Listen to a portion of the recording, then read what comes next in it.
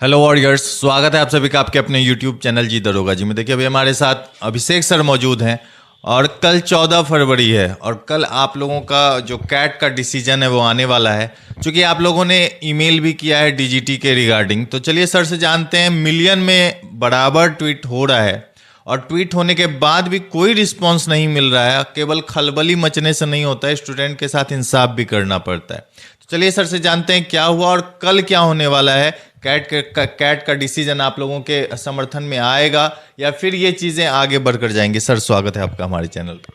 सबसे पहले तो आपके दर्शकों को नमस्कार। और कल तो 14 फरवरी को जो डेट मिला है हम लोगों को कैट में, तो उस पर सुनवाई होनी है और हमें तो उम्मीद है कि हम लोग को पक्ष में ही फैसला आएगा। लेकिन एक बात और है कि वो लोअर कोर्ट है और लोअर कोर्ट में थोड़ा सा असुविधा ये होता है ना कि बहुत बड़ा डिसीजन देने में वो लोग मतलब नहीं कंफर्टेबल महसूस करते हैं।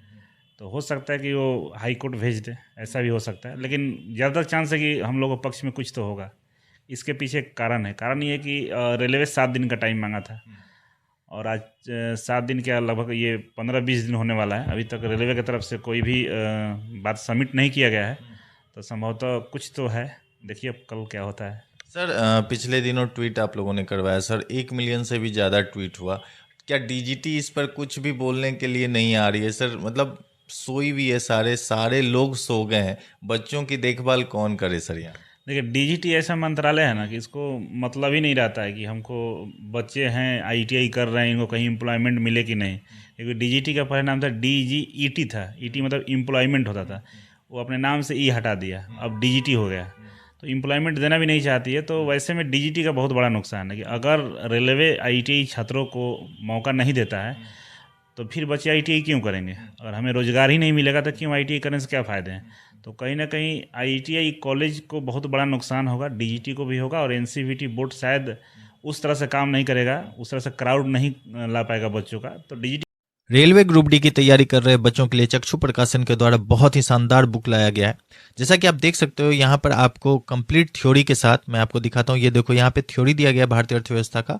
उसके साथ इस चैप्टर से रिलेटेड जो भी क्वेश्चंस प्रीवियस ईयर क्वेश्चन पूछे गए हैं रेलवे में वो भी यहाँ पर दिया गया है। जैसे कि आप देख सकते हो यहाँ पे आपको प्रीवियस ईयर क्वेश्चन देखने को मिलेंगे और इस प्रीवियस ईयर क्वेश्चन का आपको डिटेल एक्सप्लेनेशन भी यहाँ पर बहुत अच्छे तरीके से किया गया। भाई मुझे तो बहुत ही शानदार बुक लगा है।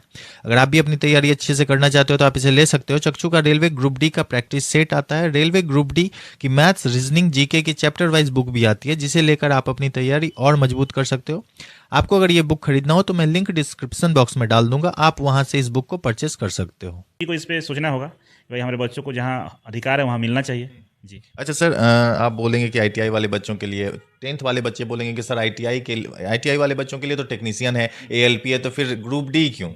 देखिए ये 10th आईटीआई की लड़ाई नहीं है। सबसे पहले आपको बेसिक समझना होगा कि रेलवे की तरफ से नोटिस जारी करके बता दिया गया था कि हम ग्रुप डी के 10,000 पदों को ख़त्म करेंगे। तो 10,000 ऐसे पद थे जो नॉन टेक्निकल थे, जो 10वीं पे ही भर्ती आती थी, उसको रेलवे ने ख़त्म कर दिया। अब जो सेफ्टी कैटेगरी वाला जो पद बचा हुआ है जिसमें ग्रुप डी भी है, एलपी है और टेक्नीशियन में है। तो ग्रुप डी में भी 2 पार्ट में होता है, एक टेक्निकल एक नॉन टेक्निकल। तो यहाँ हमारी जो मांग है कि टेक्निकल वाले में आईटीआई रहे। तो जो 10वीं वाले बच्चे हैं या 10वीं वाले कोचिंग संस्थान जो इसका पक्ष लेते हैं, उन लोगों को ये होना चाहिए कि भाई जो 10,000 पद ख़त्म किया गया है वो ख़त्म ना किया जाए, उस पद पे भी भर्ती लिया जाए। क्योंकि आप देखिए नोटिफिकेशन में केवल पॉइंट्समेंट पे भर्ती है और केवल पॉइंट्समेंट पे भर्ती केवल 10वीं के लिए है, बाकी सारे सीटों पे आईटीआई के लिए है। तो वैसे में एक और भर्ती निकाली गई है जबलपुर जोन में, ठीक है। वहाँ पे जबलपुर शायद जोन पड़ता है क्या, जबलपुर में जो है उसका जो डीआरएम, वहाँ पे दिया गया है कि पॉइंट्समेंट की भर्ती कॉन्ट्रैक्ट बेस पे दे रही है। आप देखे होंगे, मैंने वीडियो। अच्छा, नॉर्थ ईस्ट वाला जो निकला था 237 पोस्ट, लेवल 1 में 237 पोस्ट को जो रिटायर कर चुके कर्मचारी उन्हें लाए। हाँ, अब ये पॉइंट्समैन को भी वो लोग कॉन्ट्रैक्ट पर ले रख रहे हैं। और यही नहीं, उसमें दिया गया है कि सितंबर 2025 तक जो भी रिटायर होंगे सबको पॉइंट्समैन पर रखा जाएगा। मतलब रेलवे का जो नियत है कि वो जितने भी पद हैं नॉन टेक्निकल वो खत्म करना चाहती है, कॉन्ट्रैक्ट पर देना चाहती है या ट्रिपल पी मोड पे चलाना चाहती है। मतलब ऐसा उनका इंटेंशन है। केवल टेक्निकल वाला विंग को ही वो चाहती है कि हम अपना परमानेंट लें, जैसा कि 18 में बताया था। लेकिन इस बात को लेकर किसी तरह से कोई भी टीचर अपनी बात को नहीं रख रहे हैं, चाहे अपने चैनल के माध्यम से चाहे बच्चों के साथ। जब तक इस बात को हम लोग सही नहीं करेंगे, मतलब अगर आप जड़ से समस्या को खत्म नहीं करें, समस्या खत्म नहीं होगा। समस्या ये है कि रेलवे को खत्म करना चाहता है 10वीं वाले पद। तो आप कितना भी प्रयास कर लीजिएगा तो ये तो बंदरबाट होने वाला है। तो फिर आईटीआई बच्चे करेंगे ही क्यों सर? जब आप आईटीआई के पद को ही खत्म करें तो आपने फिर क्यों नोटिफिकेशन दिया था 2019 में कि आईटीआई करना अनिवार्य होगा? अनिवार्य करके भी इस चीज को आपने हटा दिया। तो वहीं तो हम बोल रहे हैं कि यही तो मेरी लड़ाई है कि भाई आप जिस दिन भर्ती निकाली गई, भर्ती 28 दिसंबर 2024 को निकाली गई है, नोटिफाई हुई है, और आपने सीटों में परिवर्तन कब किया? 2 जनवरी को। तो 2 जनवरी को अगर आपने परिवर्तन किया तो ये चीज़ पहले बताना चाहिए, भर्ती आने के बाद नहीं बता सकते हैं, जबकि ये बताना सुप्रीम कोर्ट के फैसले का चैलेंज भी है।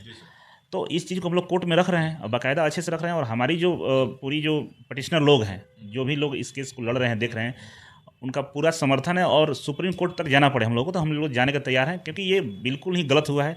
और लोकतांत्रिक देश है, आप किसी का अधिकारों का हनन इस तरह से नहीं कर सकते हैं, फिर तो तानाशाही हो जाएगा कि जिसका मर्जी जो कर देगा। तो इसी के खिलाफ हम लोग कोर्ट में हैं और पूरी ताकत के साथ लड़ रहे हैं, और जीत हमें मिलेगा। आप ही बताइए कुणाल जी कि अगर रेलवे सही होता तो पहला ही दिन ही अपना जवाब सबमिट करता देता। जज साहब भी मानते कि नहीं ये आप लोग गलत स्टैंड है, जज साहब भी माने कि स्टैंड सही है, रेलवे अभी तक अपना जवाब सबमिट नहीं किया है। तो देखने से तो यही लग रहा है कहीं ना कहीं घोलमेल है।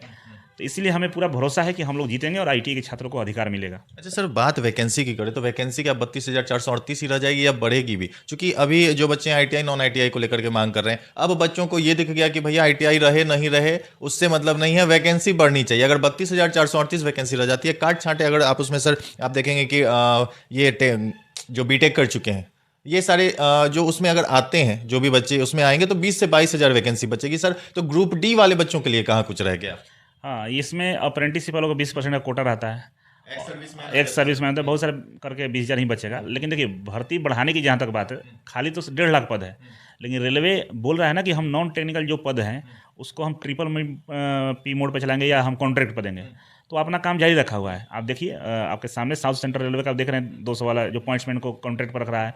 कई ऐसे जगह भर्ती कॉन्ट्रैक्ट पर रखा गया लेकिन जानकारी नहीं है हम लोगों को, तो अपना सीटें भर रहा है। अब इसके खिलाफ सभी लोग को एक साथ आकर आवाज़ उठानी चाहिए कि नहीं भाई, जो भर्ती की प्रक्रिया है उसको प्रक्रिया के तहत लिया जाए। अगर इसमें फाइटिंग करके भर्ती बढ़ाएंगे तो बढ़ाएगा कहाँ, जगह कहाँ? वो तो लेना ही नहीं चाहता है, पदे खत्म कर दिया है। तो भर्ती बढ़ने की संभावना है लेकिन बढ़ेगा बहुत कम, 50,000 तक जा सकता है, और जाएगा भी तो इसी में जाएगा। सेफ्टी कैटेगरी वाला को ही बढ़ा सकता है, नॉन सेफ्टी वाला में उसको लेगा ही नहीं, कह दिया है। उसके लिए किसी ने कोई नहीं आवाज़ उठाया, जबकि वो नोटिस 18 में दिया था। अब मैंने इस पर वीडियो बनाया था कि भाई देखिए हटने और खत्म होने वाला है, फिर भी कोई मतलब नहीं है, जो आ रहा है उसी में लड़ाई कर रहे हैं हम लोग। तो हम लोग आपस में लड़ गए हैं। ये लड़ाई छोड़कर समझना चाहिए कि मूल समस्या कहाँ है, उस समस्या पर अगर ध्यान दिया जाए तो भर्ती भी बढ़ेगा और सबको फायदा भी मिलेगा इसका। क्या सर लगता है, क्या लगता है आपको, भर्ती बढ़ेगी? चूंकि अब बच्चे 1 लाख से बच्चे आ गए 60,000 पे, अब 60,000 से घटते घटते 32,438 पे ही ना रह जाए।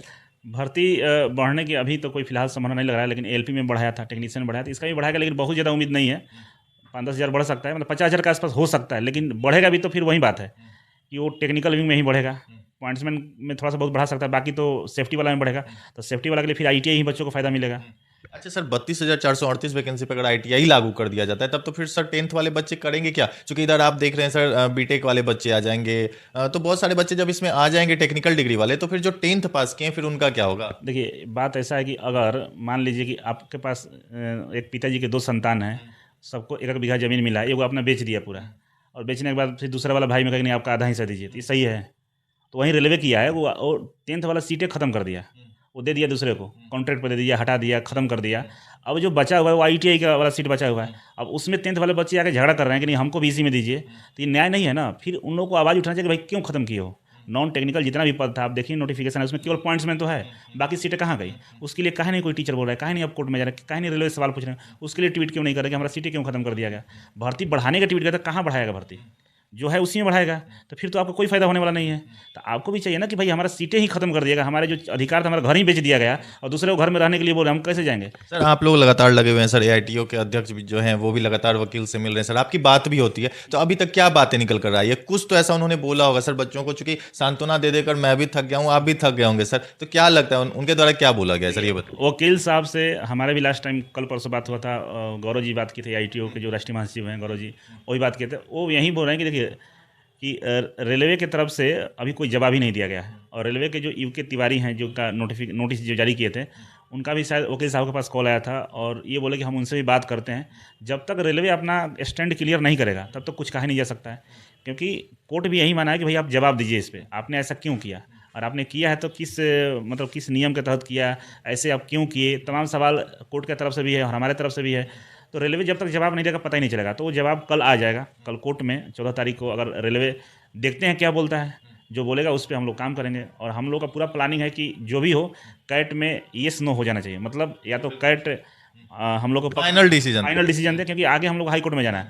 हमें मालूम भी है कि कैट में संभवतः इतना बड़ा ये मुद्दा है देश स्तर का, रेलवे मंत्रालय समझ सकते हैं कि एशिया का सबसे बड़ा रेल नेटवर्क है हमारे यहाँ, तो लोअर कोर्ट की बस की बात नहीं है, लेकिन कोर्ट होता है, माननीय न्यायाधीश उसको दे सकते हैं या वो हाई कोर्ट भेज सकते हैं, लेकिन हम लोग फैसला लेके ही रहेंगे 14 को, जो हो येस नो हो जाए तो हम लोग आगे बढ़ेंगे। चलिए, बहुत बहुत धन्यवाद। Thank you so much. तो अभी हमारे साथ अभिषेक सर मौजूद थे और कल 14 तारीख है, कल का वेट कीजिए। और सर ने जैसा कहा कि 90% चांस है कि आप लोगों की जीत होगी, लेकिन बात यहाँ हो जाती है कि अगर जीत भी होती है आईटीआई वाले बच्चों की, तो सीटों की संख्या क्यों नहीं बढ़ाई जा रही है? 32,438 पर जो लड़ाई चल रही है, क्या ये 32,438 ही रह जाएगी? अभी सर भी इस चीज़ पर कंफर्म नहीं हो पा रहे हैं कि सीटों की संख्या बढ़ेगी या नहीं। चलिए, जैसा भी होगा फिर से अपडेट मिलकर मैं दूंगा। वीडियो अच्छी लगी हो तो वीडियो को लाइक कीजिएगा, चैनल सब्सक्राइब कर लीजिएगा। धन्यवाद।